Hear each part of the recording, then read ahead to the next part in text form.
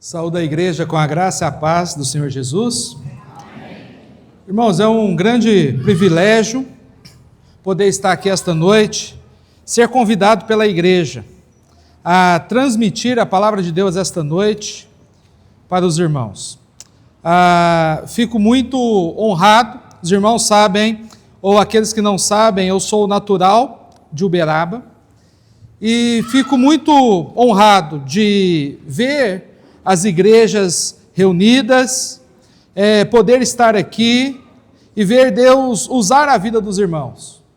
Hoje nós estamos aqui num motivo maravilhoso, que é agradecer a Deus, um culto em ações de graças, pelos 49 anos que Deus tem agido nessa localidade, tem permitido membros e frequentadores testemunharem da salvação, muitas coisas maravilhosas aconteceu aqui nesta igreja, muitas vitórias, e para ter vitórias tem que ter luta, mas depois de 49 anos, a igreja está aberta, o culto está cheio, e é melhor uma igreja sem lugar para sentar, do que uma igreja com muitos lugares para sentar.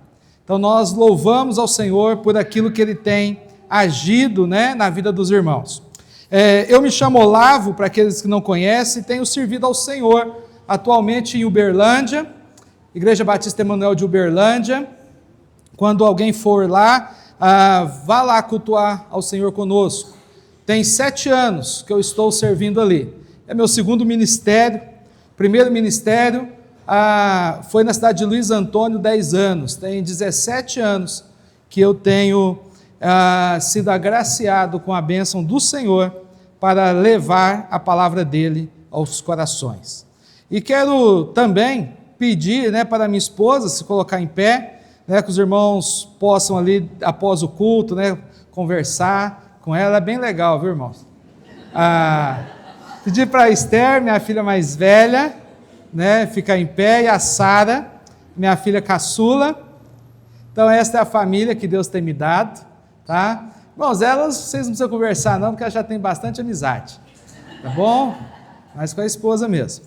Então tá bom, é a família que Deus tem nos abençoado, e tem sido instrumento para me apoiar, me fortalecer e nos fazer servir a Deus com alegria, tá bom?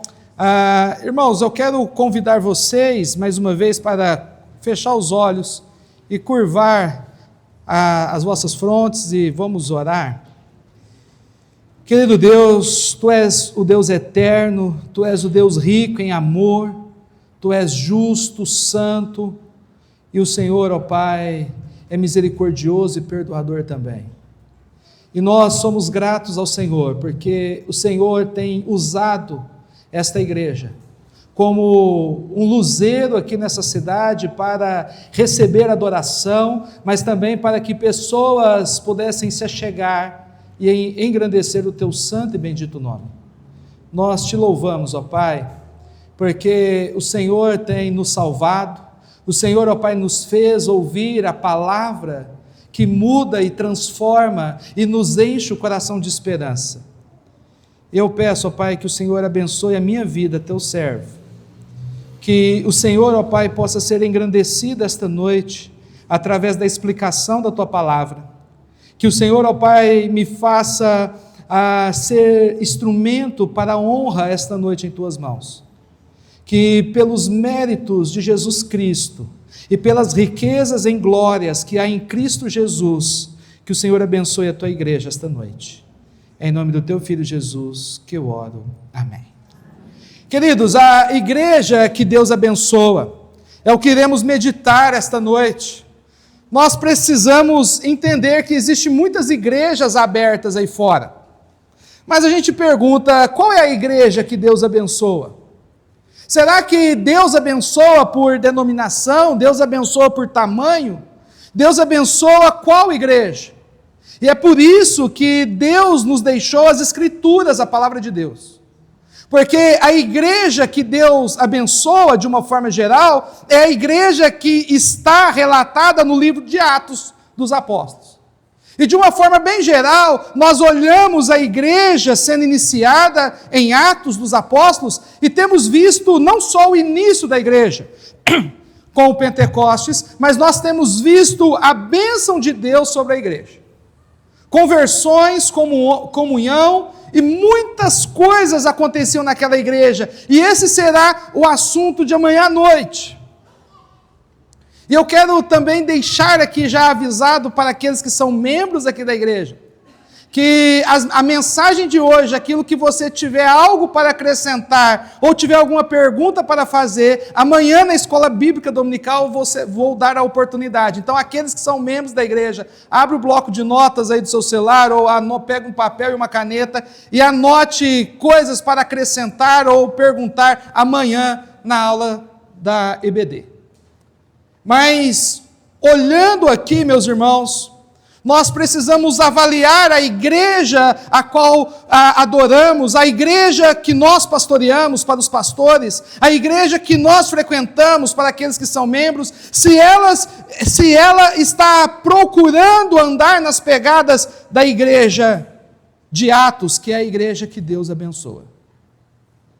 Porque muitos de nós estamos vivendo uma igreja bem diferente da igreja de Atos dos Apóstolos. E essa diferença vai muito além de cores de parede e vai muito além de louvor. Vai que nós estamos deixando as marcas da igreja abençoada por Deus em Atos. Estamos deixando de lado o adorar a Deus e ver as bênçãos de Deus nos cultos. E então eu quero caminhar com os irmãos e mostrar nessas mensagens que eu irei fazer, nessas 3 mensagens, a igreja que Deus abençoa. E a primeira mensagem, a mensagem de hoje, a igreja que Deus abençoa é a igreja viva. E precisamos entender, irmãos, porque Deus não abençoa nenhum outro tipo de igreja. E nós veremos esta noite, porque tudo aquilo que Deus cria com vida. Deus não criou nada morto. Tudo aquilo que Deus cria, Ele cria com vida, porque Deus é vida. E sabemos que Deus é vida porque o pecado é morte, e morte é o afastamento de Deus. E afastamento de Deus é morte porque Deus é a fonte de vida. E quando nós falamos de igreja viva, igreja morta, é aquela igreja que tem se afastado do Deus das Escrituras. O Deus que é o Deus da igreja do livro de Atos. Porque tudo que se aproxima de Deus é vida. Jesus ensinou que Ele era o pão da vida. Ele dava a água viva. Ele era o caminho da vida eterna. Jesus ensinou que a salvação é nascer de novo. O nosso Deus é o Deus que ressuscita pessoas, como foi lido aqui em Efésios 2:1, que antes de conhecermos a Deus, o tempo da incredulidade era descrito como estamos mortos em nossos delitos e pecados. Enquanto o tempo de alguém que aceitou Jesus é descrito como alguém que tem vida em Cristo. A característica e a fé salvadora, o que nós temos que crer, o Evangelho, a mensagem da cruz termina com que Jesus ressuscitou, e nós precisamos crer que assim como Jesus foi ressuscitado, um dia seremos ressuscitados. Este é o final do Evangelho, porque o nosso Deus, irmãos, Ele sempre caracteriza por vida. Eu quero fazer uma pergunta aí dentro da sua mente. Você, quando nós falamos de uma igreja viva, eu estou falando de membros. Porque a igreja local, ela é uma coletânea dos membros que a congregam nela. Não tem como a gente ter uma igreja local viva se os frequentadores são mortos, desanimados, tristes, entristecidos. Para termos uma igreja local viva, nós precisamos ter frequentadores convertidos, vivos, animados com Deus, como diz o Salmo, servir ao Senhor com alegria, mostra que está vivo. esses especiais que aconteceram aqui esta noite demonstram a fé viva dentro das igrejas. É muito triste quando a gente vai num culto e não acontece especial. A gente fica perguntando, será que aquela igreja está bem? Será que aquela igreja está no foco? Porque nós fomos salvos para adorar ao Senhor, principalmente num momento como esse, do ajuntamento de igrejas.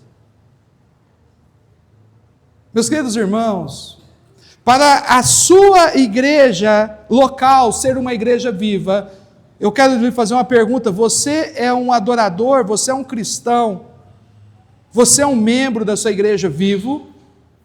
Como que anda a sua empolgação com o seu Salvador? Como que anda o seu amor, a sua renúncia, o seu sacrifício com o seu Salvador? É muito comum nós vermos pessoas de idade, terceira idade, talvez alguns na segunda idade, né? Falando assim, os jovens da minha época eram mais animados. A igreja na minha época fazia mais especiais. Na minha época a gente fazia mais jantares. Na minha época a gente passeava mais. Mas deixa eu te perguntar, você ainda está na sua época? Sabe por que muitas vezes, porque temos 50, 60, 70 anos, a gente fala da igreja local a qual fazemos parte, como se nós já estivéssemos no céu. Parece que é um comentário que a pessoa está lá no céu e fala, nossa, na minha época, quando eu estava na terra, lá na igreja da graça, a gente fazia mais jantar. É a sua época. Você já parou para pensar que se a sua época era animado, e você está na terceira idade? Então vamos começar um culto aqui para a terceira idade. Tem reunião de jovens, tem reunião de homens, senhora. Então vamos começar uma reunião para a terceira idade. E vamos trazer as quitandas para cá. E vamos servir ao Senhor, e vamos fazer especial. Meus irmãos, porque muitas vezes nós estamos relatando da igreja local como se nós não pertencemos a ela, como se o desânimo, como se a preguiça, ou como se a falta de prioridade em Deus estivesse na vida dos outros. Mas eu quero dizer a vocês, irmãos, esta noite veremos um pouquinho só aqui do que é uma igreja viva, porque Deus ele não criou nenhum outro tipo de igreja a não ser uma igreja viva. E quando nós falamos de igreja viva, nós estamos falando de membros, de frequentadores, nós estamos falando de organismo, nós estamos falando de salvos que estão animados para servir ao Senhor. Sabe, salvos que se alimentam da palavra, se alimentam da sua comunhão com Deus pela manhã, e chegam para aproximar do Senhor Deus. Mas, diante dessas falas aqui, eu quero que você abra para Atos capítulo 1. Atos capítulo 1. Eu quero que você entenda um contexto aqui pelo nosso tempo, um contexto geral do livro de Atos. Eu quero falar algo bem básico, bem clássico aqui, para que vocês gravem. Os evangelhos, os 4 evangelhos, antes de Atos, eles relatam a vida de quem? De Jesus. O livro de Atos relata a vida dos apóstolos. Então, depois de relatar em 4 evangelhos a vida de Jesus, vem um livro chamado Atos dos Apóstolos, que relata o comportamento dos apóstolos, a igreja iniciando. Alguém aí já leu e já ouviu falar, mas deveria chamar Atos do Espírito Santo. Eu também acho que o nome seria melhor, mas não é escrito para a grande questão dessa discussão é porque Atos dos Apóstolos, o livro de Atos não conta a história de todos os apóstolos, só de alguns. E a grande ênfase, então, o Espírito Santo. Mas este é o nome que recebemos. Então você guardou aí, os evangelhos são o trabalhar de Jesus na carne. Os evangelhos é o trabalhar do Jesus encarnado. Enquanto o livro de Atos é o trabalhar do Jesus celeste, é depois que Jesus foi ao céu, como ele cuidou da sua igreja, como ele cuidou dos seus apóstolos, como ele cuidou dos novos convertidos. Essa é a história, o pano de fundo do livro de Atos. Bem geral. E é isso que mostra do versículo 1 ao versículo 5. Mas quando nós pegamos aqui, eu quero falar esta noite ao versículo 8, e eu quero ler o versículo 6 e 7 para um contexto mais próximo. Então, os que estavam reunidos lhe perguntaram: Senhor, será este o tempo em que restaureis o reino a Israel? Respondeu-lhes: não vos compete conhecer tempos ou épocas que o Pai reservou pela sua exclusiva autoridade. Os irmãos perceberam, eu até tenho a Bíblia corrigida fiel, mas eu não sabia que os irmãos a usavam e vim com a versão atualizada aqui. Mas o que eu quero mostrar para os irmãos é que os discípulos, eles não estão fazendo uma pergunta aleatória. Eles não tinham entendimento da igreja, e a promessa é que Deus iria abençoar Israel para que Israel reinasse sobre todo o mundo. Aquela promessa que fora feita a Abraão: em ti, Abraão, será bendita todas as nações da terra. E nós, os batistas regulares, cremos que isso acontecerá após o período da grande tribulação. Milênio, pelo menos a grande maioria acredita nessa linha. Mas o grande foco aqui de Jesus não é que a pergunta deles era uma pergunta incabível, mas o que Jesus está mostrando é que tome cuidado com as distrações. Porque o que nos impede de ser uma igreja viva, muitas vezes são as distrações. Em Deuteronômio 29, capítulo 29, versículo 29, está escrito assim: as coisas reveladas por Deus é para nós, as coisas encobertas pertencem a Deus. E aí a gente começa a discutir na igreja e brigar na igreja pelas coisas encobertas, que pertencem a Deus. A gente começa a discutir para coisas tipo assim, igual os fariseus e os saduceus perguntaram para Jesus: e lá no céu, uma pessoa que casou 2 vezes, lá no céu ela vai ser marido de quem? Coisas encobertas, coisas de Deus. E aí Jesus responde: lá no céu não tem marido e mulher, lá no céu todo mundo é filho. Lá no céu todo mundo é filho. Sabe, e a gente começa com discussões aqui nessa terra, também com coisas que vão distrair a igreja local de viver para Deus, de adorar a Deus em amor, em corpo, alma e espírito. Então, a grande questão do contexto do verso 8 aqui é que nós, como igreja local, cuidemos para não focar em coisas tão distantes e deixar de viver o presente.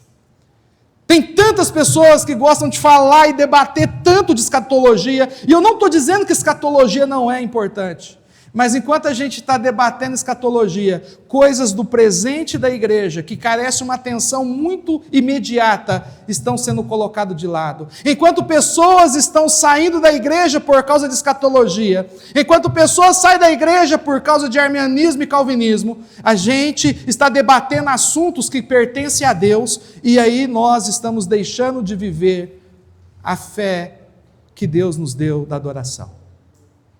Meus queridos irmãos, não se distraia, porque é exatamente isso que Satanás quer.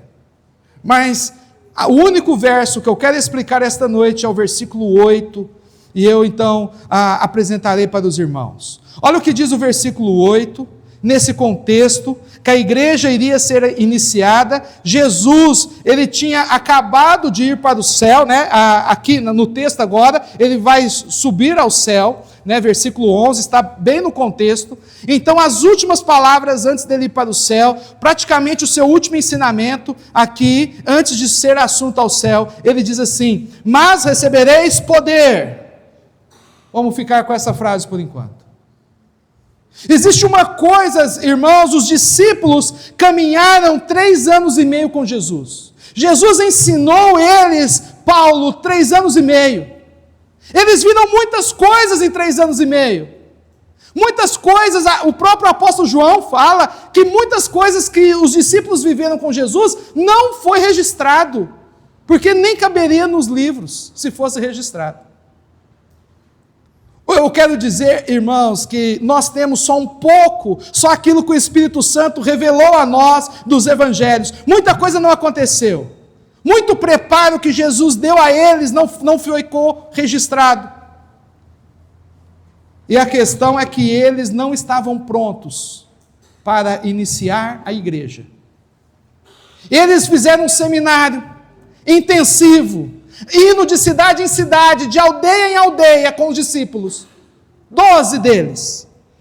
E aí, depois de 3 anos e meio, essa frase aqui do versículo 8 diz que eles precisariam de poder para servir a Deus pela igreja, ou para iniciar a igreja, ou para estabelecer a igreja, ou para colocar o alicerce da igreja.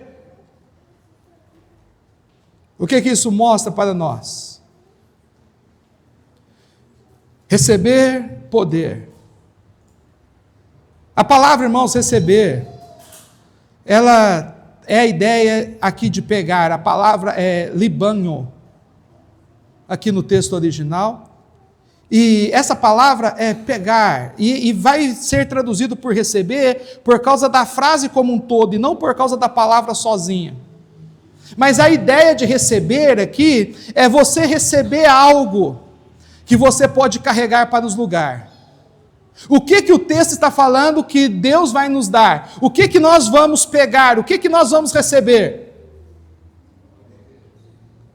O Espírito Santo. Esse é o contexto, a gente já sabe. E ele está falando que nós pegaremos o Espírito Santo, nós receberemos o Espírito Santo estará dentro de nós, e nós faremos o que com o Espírito Santo? Carregaremos ele de um lugar para o outro. O Espírito Santo está, não só como uma divindade, que Deus está em todo lugar, onipresença de Deus, mas o Espírito Santo está onde tem um crente. Porque não sou eu quem vivo, mas o Espírito Santo vive dentro de mim. Meus irmãos, hoje, vocês que não são da Igreja da Graça, vocês carregaram o Espírito Santo para a Igreja da Graça.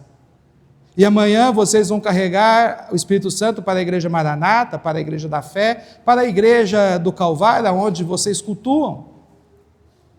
A ideia que Jesus está mostrando aqui no versículo 8 é que eles receberiam um presente de Deus para carregar. E ele então vai dar qualidade a esse presente de Deus. E então o versículo diz: mas recebereis poder. E a palavra aqui é bem conhecida, esse poder é dynamos, ou dinamos, ou dunamus, mas representa dinamite. É da onde vem a nossa palavra dinamite. A palavra grega aqui para poder é aquilo que nós conhecemos no português como dinamite. E dinamite é algo que não tem como ninguém perceber. Não tem como alguém ser crente e as pessoas da sua sala de aula não saber. Não tem como você ser um crente secreto na sua família, no seu emprego. Porque este presente dado por Deus, a característica do Espírito Santo, significa que ele ia aparecer. Porque dinamite, irmãos, fazem as coisas tremer. Lá no futuro, alguns capítulos para frente, irão falar quem são esses que têm transtornado o mundo. Porque não tem como os crentes viverem em um determinado local e ninguém os perceberem. Eles têm alegria, eles têm vida, eles cantam, eles oram. Eu quero que você entenda uma coisa. Esse poder do Espírito Santo pode ser o poder de sinais, milagres e maravilhas, sim, mas esse não é o contexto. Os apóstolos estavam tristes. Por que os apóstolos estavam tristes? Porque o pregador mais ousado dentre os discípulos, há 40 dias atrás, tinha acontecido o que com ele? o pregador que os discípulos achavam mais preparado era Pedro. 40 dias antes desse momento, Pedro negou Jesus 3 vezes. Eles estavam reunidos. Talvez eles tinham medo, nossa, se Pedro é o mais forte, negou, e nós? A gente acha que não vai negar, mas e na hora que chegar lá? A Bíblia não diz isso, eu estou colocando aqui o contexto. E talvez, irmãos, eu vejo isso na minha vida e na vida de muitos. Nós precisamos do poder do Espírito Santo. E a característica maior dessa dinamite de Deus é para dar coragem a quem é crente. Porque eu lembro de quando eu era novo convertido, que eu tinha medo de orar. Eu tinha medo de ser professor de EBD.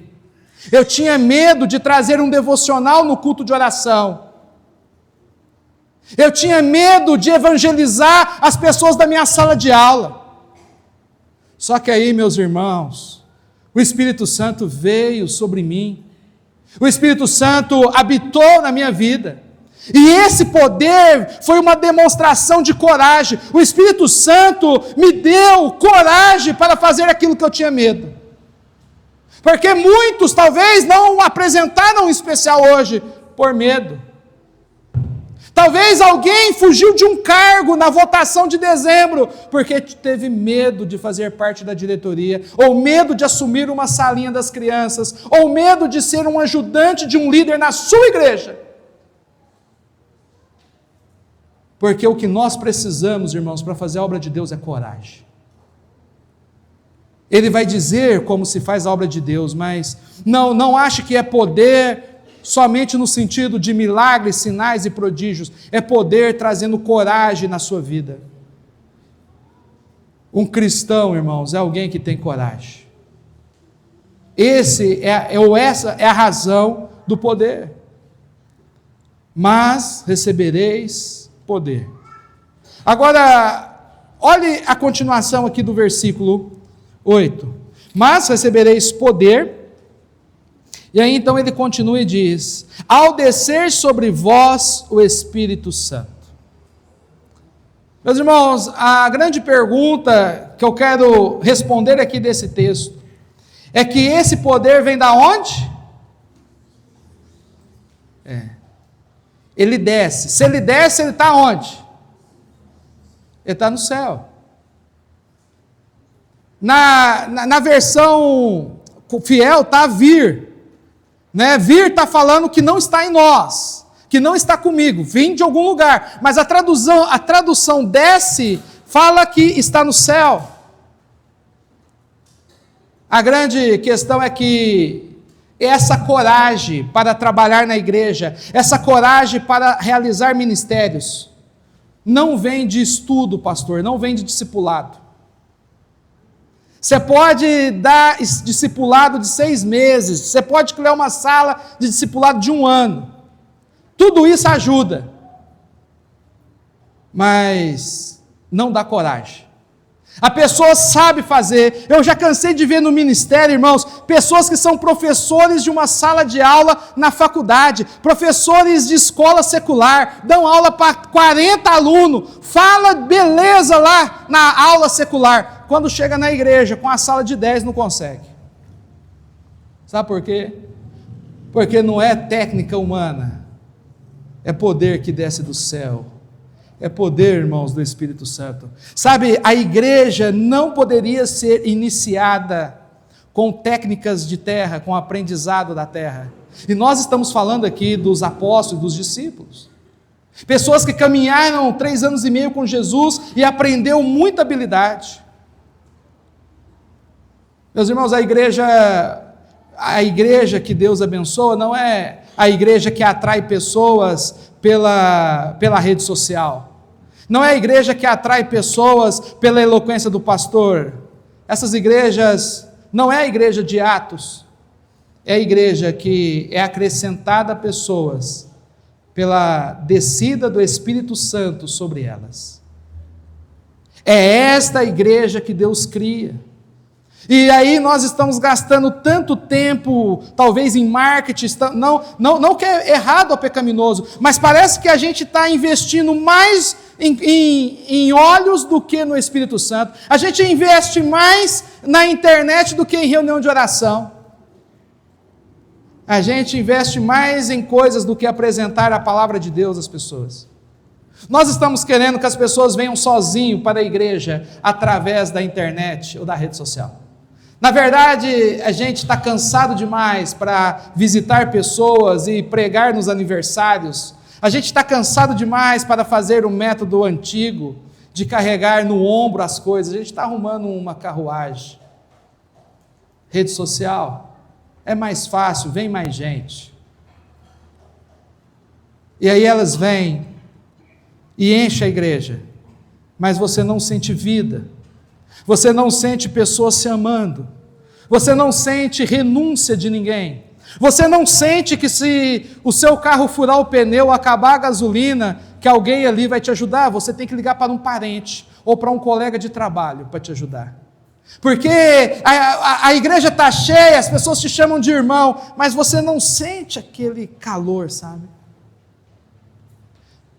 Porque nós estamos vivendo uma época que temos desprezado a igreja criada por Deus, a igreja criada pelo Senhor Jesus Cristo. E essa igreja é que aquilo que ela precisa para viver não viria de homens, não viria de pastores eloquentes, não viria de internet. Aquilo que a igreja precisa viria do céu, desceria do céu. E é Jesus Cristo quem disse que enviaria um Consolador. Não é o poder, irmãos, discipulado é bom, estudo é bom, mestrado é bom, doutorado é bom, mas isso só serve se o Espírito Santo estiver morando no coração. Muitas vezes a gente fala, mas eu ensinei o Evangelho de uma forma tão clara e aquela pessoa não entendeu. Porque é o Espírito Santo que é a vida. Não tem vida. Meus irmãos, como nós sabemos que alguém recebeu o Espírito Santo? Porque o texto está falando, descer sobre vós o Espírito Santo. Mas como saber, o que o livro de Atos fala, que alguém que está cheio do Espírito Santo faz? Olha aí, versículo 4 do capítulo 2. Então, Atos 4:2, alguém cheio do Espírito Santo, o que ele começa a fazer? E todos ficaram cheios do Espírito Santo e passaram a falar em outras línguas. O que eles falavam em outras línguas diante do contexto? Grandezas de Deus. E a palavra outras línguas aqui, irmãos, aqui em Atos 2:4, é idiomas. Eles falavam outros idiomas, e se os irmãos continuarem a leitura, você ouvirá que cada um deles ouvia na sua língua materna. Ou seja, o milagre não era de alguém falar um idioma estranho, mas era da pessoa ouvir a pregação no próprio idioma dela, idioma materno. É o contexto aqui, depois vocês leem. Mas alguém cheio do Espírito Santo está falando de Jesus. Folheie de novo para Atos capítulo 4, versículo 13. Atos 4:13. Ao verem a intrepidez de Pedro e João, sabendo que eram homens iletrados, incultos, admiraram-se, reconheceram que havia eles estado com Jesus. É quando as pessoas veem que a sua coragem, a sua forma de falar não vem de você. O que eles falavam? Está aí no versículo 12. E não há salvação em nenhum outro, porque debaixo do céu não existe nenhum outro nome dado entre os homens pelo qual importa que sejam salvos. Essas coisas não eram de Pedro e João, isso é do Espírito Santo. Meus irmãos, todo mundo que está cheio do Espírito Santo na Bíblia está falando de salvação e conversando de Bíblia. O que você tem conversado durante a semana? Quando nós falamos de Gálatas, capítulo 5, mas o fruto do Espírito é amor, alegria, paz, mansidão, longanimidade, bondade, benignidade, domínio próprio. E aí, qual desses você manifesta durante o dia? Está escrito lá. É o fruto do Espírito Santo morar dentro de você. Ah, pastor, mas ninguém é perfeito. Não, nós não estamos falando de você manifestar tudo então, porque são 9. Mas manifesta 5. Qual que você tem? Você é uma pessoa de paz? Você tem paz interior? Ou vive ansioso? Você é calmo ou vive nervoso?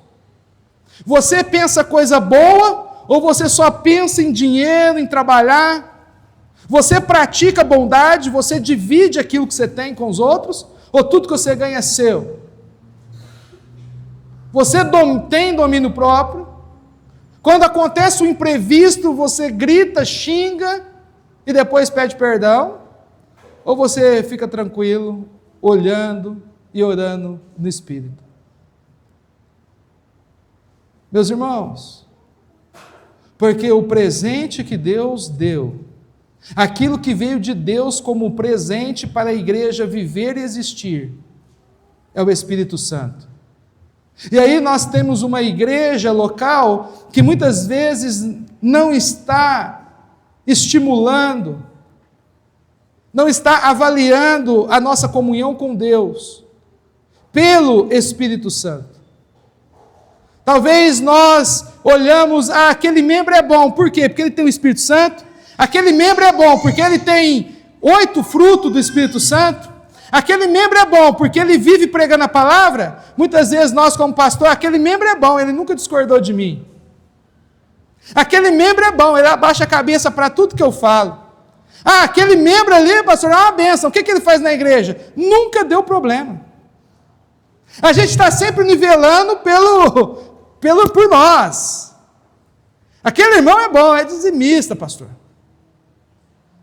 A pergunta é, aquele irmão fala de Deus para as pessoas? Quando ele faz uma visita, ele fala de Deus?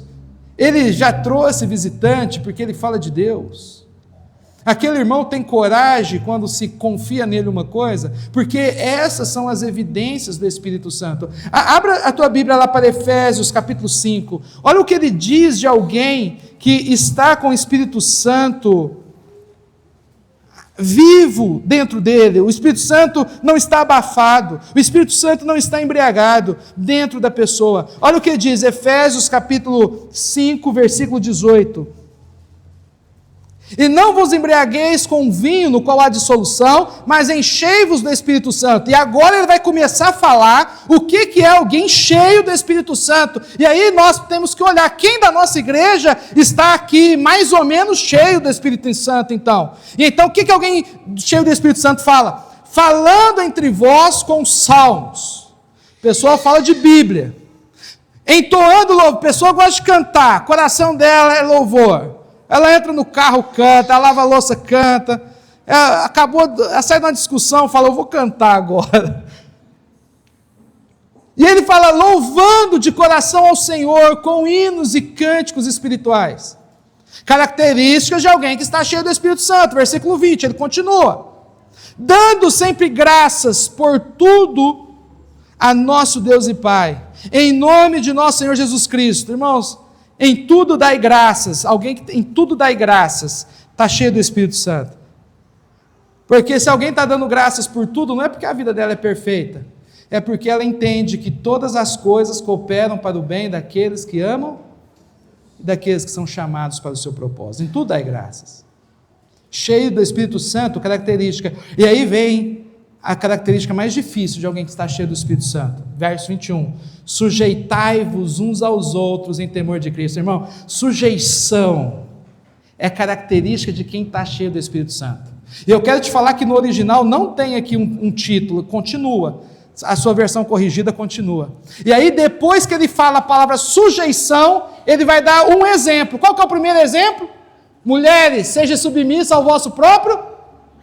É prova de alguém estar cheio do Espírito Santo. Talvez sua mulher é crente, ela só não tem o Espírito Santo ativo. Porque sujeição, submissão, é cheio do Espírito Santo, não é algo natural. Assim como um homem se sujeitar a Deus, mulheres, sejam submissas ao vosso marido, assim como seu marido é submisso ao Senhor. E aí você tem um tanto de marido que não é submisso ao Senhor. porque isso é questão de fruto do Espírito Santo. Então, esse é os crentes bons. Esse é os crentes que estão vivos. É os crentes que despertam interesse nas outras pessoas. É as outras pessoas falam, eu quero aceitar Jesus porque eu quero que a minha família seja igual àquela família. Não é que ela é perfeita, mas ela sabe passar pelos problemas. Não é que ela não passa por luta, mas eles passam por luta cantando e orando e sem afastar da igreja. Porque eles entendem que a nossa esperança está no céu. Meus queridos irmãos, olhe para o versículo 8, mas recebereis poder, falamos disso, ao descer sobre vós o Espírito Santo, terminamos de falar. E então agora o terceiro aspecto, sereis minhas testemunhas. A palavra testemunha na língua original é Marte. No grego aqui o que está escrito é Marte. Você sabe o que é o Marte? Sabe o que leva alguém a receber o nome de mártir? Marte é alguém que conta um relato e ele está disposto a morrer por aquele relato. Aquele relato ele vai falar aquilo, mesmo que aquilo custe a vida dele. Ele não vai mudar o relato. Por isso que nós temos os mártires da igreja. Pessoas que não mudaram o relato, pessoas que não mudaram o evangelho. Mesmo custando a vida deles, mesmo custando a vida da esposa, mesmo custando a vida dos filhos, mesmo custando o emprego, eles não mudaram a mensagem, eles não cessaram de falar de quem era o Cristo, que Cristo morreu pelos pecados, ressuscitou ao terceiro dia, e foi para a destra de Deus, está no céu preparando um lugar. E todo aquele que o invocar, todo aquele, irmãos, que se arrepender dos seus pecados e crer que Cristo morreu por você, você pode ter essa esperança que após a morte você estará no céu com Cristo. Sabe, pessoas que não mudaram isto, pessoas que não aceitaram contar uma outra história. É exatamente isso que Tiago está fazendo, e é por isso que Tiago escreve Atos. Abre aí Tiago capítulo 1 de Atos, olha o que ele está fazendo, do versículo 1 em diante. Ele está exatamente sendo uma testemunha de Cristo. E ele diz, escrevi o primeiro livro, ó Teófilo, relatando todas as coisas que Jesus começou a fazer e a ensinar, até o dia em que, depois de haver dado mandamentos por intermédio do Espírito Santo aos apóstolos que escolhera, foi elevado às alturas. A estes também, depois de ter padecido, se apresentou vivo, com muitas provas incontestáveis, aparecendo-lhe durante 40 dias, e falando das coisas concernentes ao reino de Deus. E como com eles determinou-lhes que não se ausentassem de Jerusalém, mas que esperassem a promessa do Pai, a qual disse ele, de mim ouviste. Meus irmãos, o que ele está dizendo é o seguinte: ele conta nos primeiros versículos de Jesus, o livro já está incompleto. Se alguém pedir ele de escrever até o final, ele já fez o principal, ele contou o Evangelho. Eu quero que você entenda isso, irmãos. Você está vivo? Você que é membro de alguma igreja, você que é professa e fala, eu aceitei Jesus, eu estou vivo. Sabe, eu sou um instrumento que Deus usa para abençoar a igreja local. A minha experiência, eu recebi o poder de Deus na minha vida. Eu tenho coragem para servir a Deus. Eu tenho coragem para, falar de Jesus para a minha família. Eu tenho coragem de assumir responsabilidades na igreja. Eu tenho coragem de servir a Deus para que Deus use a minha vida como bênção. Se você não tem coragem, a pergunta é, será que o Espírito Santo habita em você? Será que ele desceu em cima de você ou ele desceu do seu lado? Será que ele desceu no irmão do banco da frente, do banco de trás e não foi em você? Porque quem é salvo produz fruto do Espírito. Nós acabamos de falar isto. E a razão de nós termos o Espírito Santo e termos poder pelo Espírito Santo e recebermos o presente do Espírito Santo é para ser testemunha de Deus. Sabe o que o mundo precisa, irmãos? De pessoas que falam de Deus.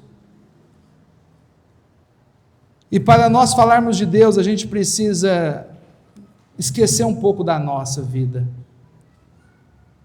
Sabe, a minha casa, Jesus está no céu preparando ela, sabe? A minha esperança não é morrer velhinho, sem dor. A minha esperança é chegar ao céu. Essa é a promessa do Evangelho. Eu quero te falar que crente na Bíblia não morre de velhice. Você está vendo crente na Bíblia morrendo de velhice? Crente na Bíblia morre servindo ao Senhor, morre fazendo alguma coisa.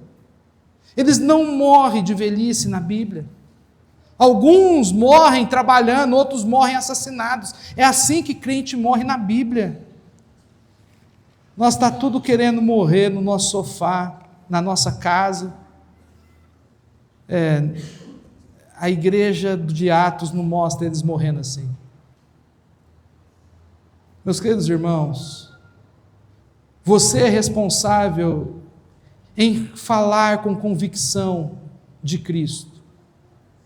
Não é falar de Cristo, e aí você vem, faz uma mensagem aqui, e aí quando a semana que vem você tem um desafio, você falta por qualquer coisa.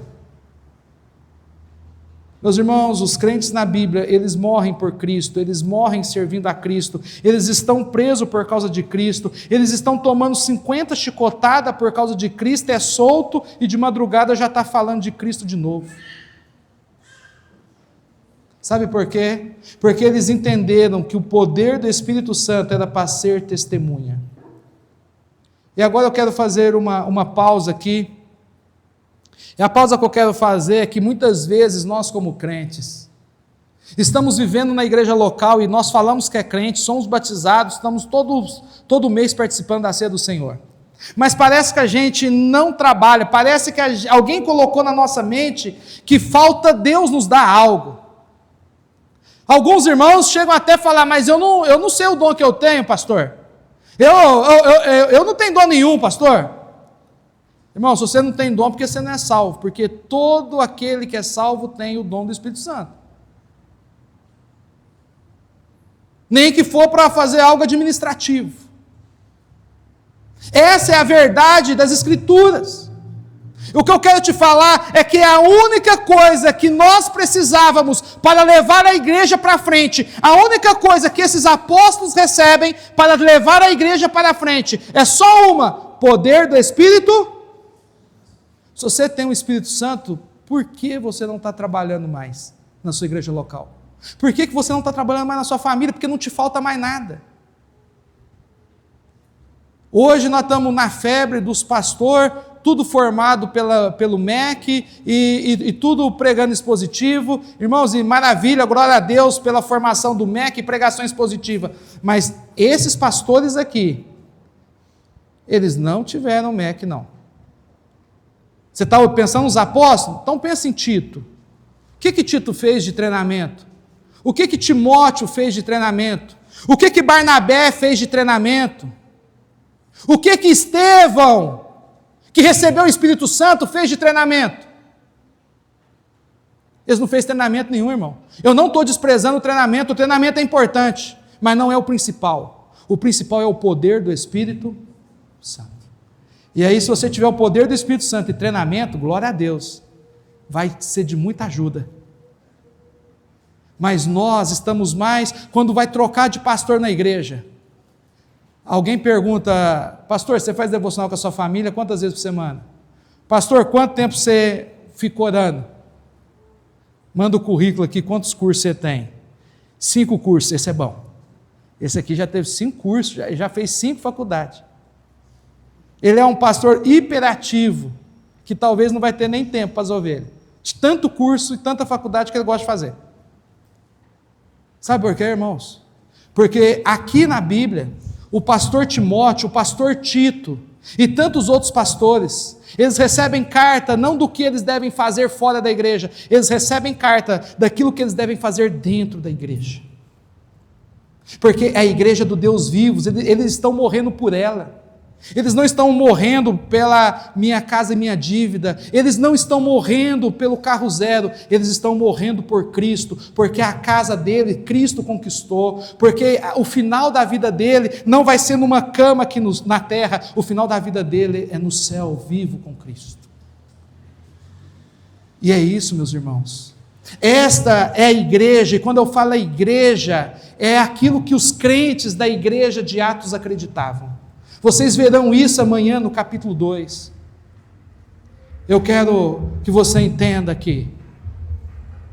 Eu olho, fico olhando as histórias, que nem é da época bíblica. Lembra a história daqueles jovens morávios? Que eles queriam evangelizar, tinha um fazendeiro grande na região, e ele tinha um grupo muito grande de escravos. E ele falou, como que nós vamos evangelizar aquelas centenas de escravos daquele fazendeiro enorme? E eles tiveram um pensamento, para a gente evangelizar os escravos, a gente tem que se vender como escravo.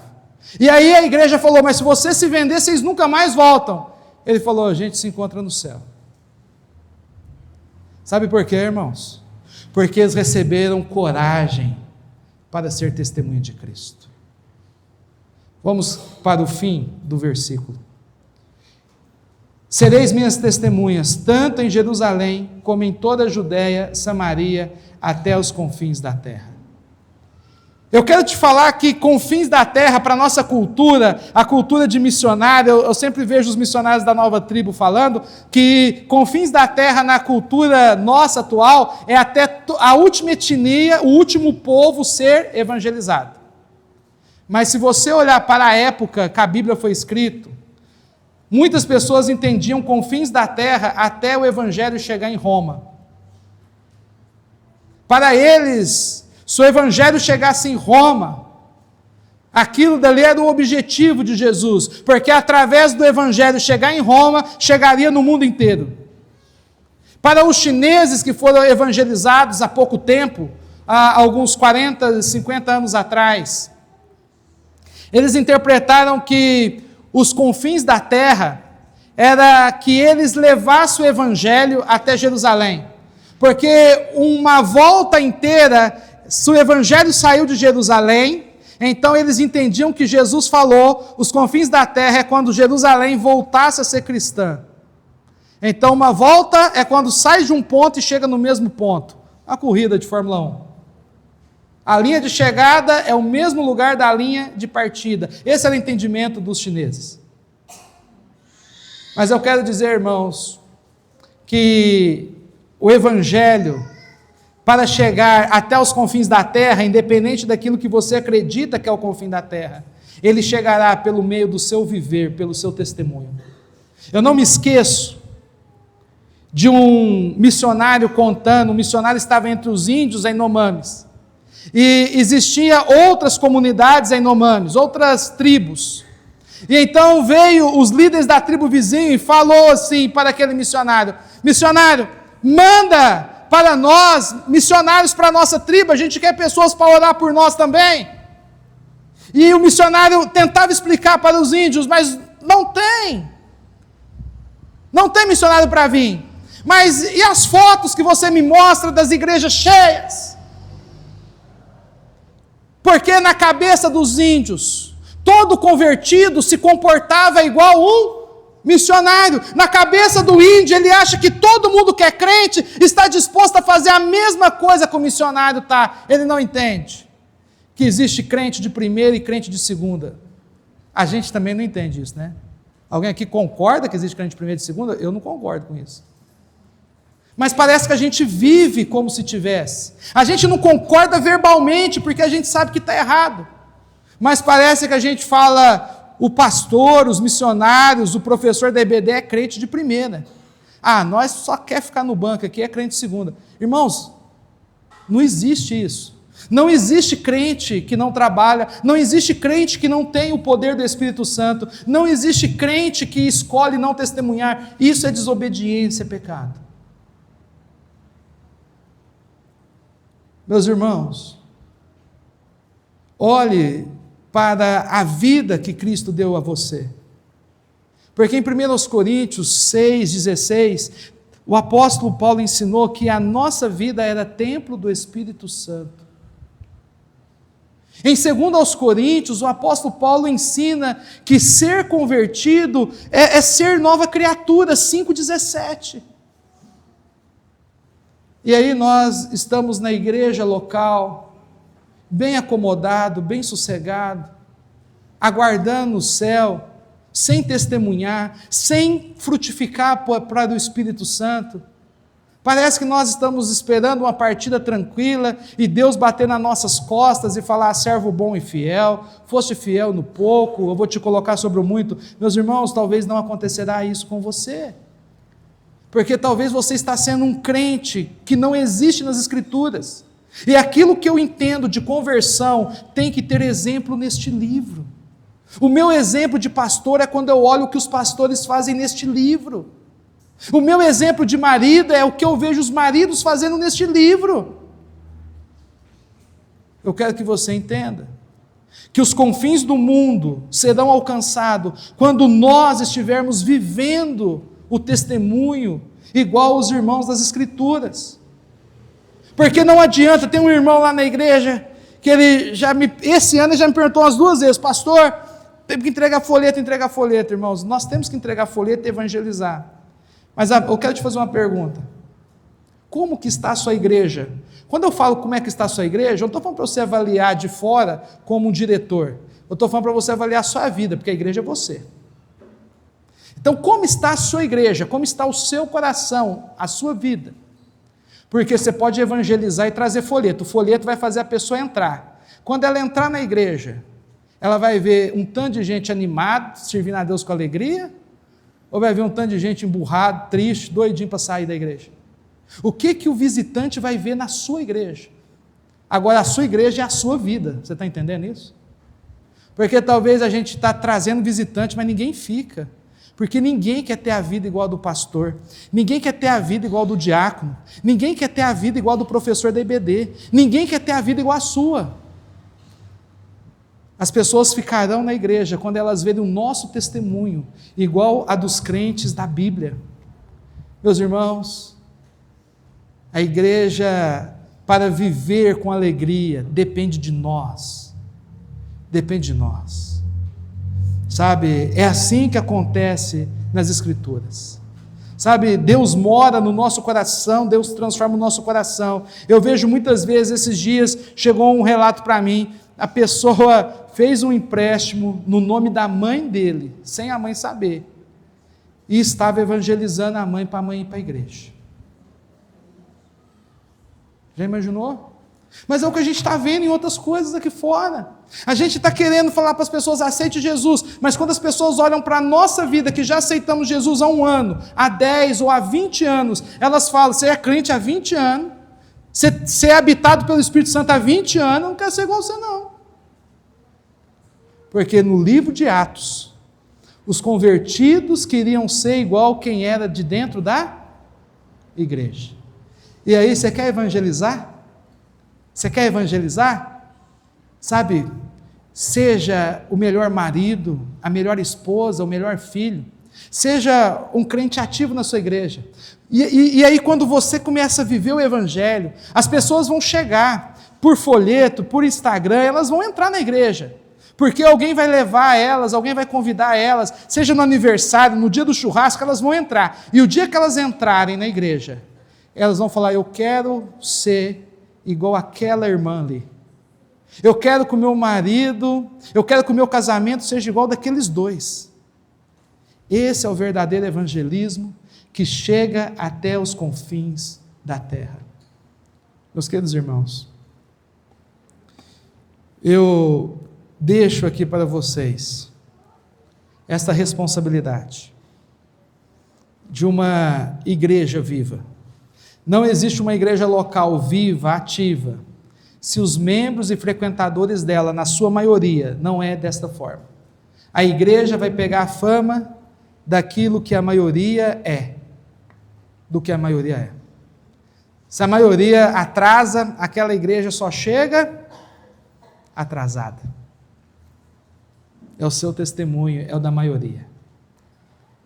Deus, irmãos, nos deu um presente. E esse presente é o Espírito Santo. É a única coisa que precisamos para servir e agradar a Deus. O Espírito Santo nos consola, o Espírito Santo nos encoraja. É Ele que nos faz viver em obediência. É Ele que nos dá santidade. É Ele, irmão, que convida você ao arrependimento. É Ele que te convence do seu pecado. Eu falo para vocês, irmãos, se hoje vocês ouvirem a palavra de Deus, não endureça vosso coração. Talvez você é salvo até alguns anos, mas talvez é hoje o dia de você renovar a sua aliança com Deus. Talvez não é a questão de você aceitar Jesus hoje, mas é a questão de você orar: Senhor, eu perdi essa alegria com o tempo. Talvez a questão de você fazer um novo compromisso com Deus. Senhor, eu fiquei olhando para a vida dos pastores, fiquei olhando para a vida dos irmãos, fiquei ouvindo história da vida dos outros e o meu coração se esfriou. E aí você foi motivado ou desmotivado, porque você deixou de olhar para Cristo. Você deixou de olhar para o céu. Você deixou de olhar para aquilo que Deus te prometeu, que não está nessa terra. Sabe, talvez é o dia de você renovar a sua aliança com Deus hoje. Se você não é salvo, porque quem é salvo sabe que é salvo. Porque, irmãos, tem uma frase antiga que diz assim: Deus enxerga no escuro. Deus enxerga no escuro significa que Deus sabe tudo aquilo que você faz quando você está sozinho. Você sabe se você é crente ou não pelo que você faz quando você está sozinho. Você sabe, porque se você deseja coisas espirituais, você nasceu espiritualmente. Se você deseja coisas carnais, você é nascido da carne somente. Você sabe se precisa de Deus e salvação. Então eu quero convidar vocês a se colocarem em pé, fecharem os seus olhos e orar de forma silenciosa, mas orar em pé, aqueles que podem. E enquanto vocês oram, eu quero chamar o pastor Leandro aqui à frente.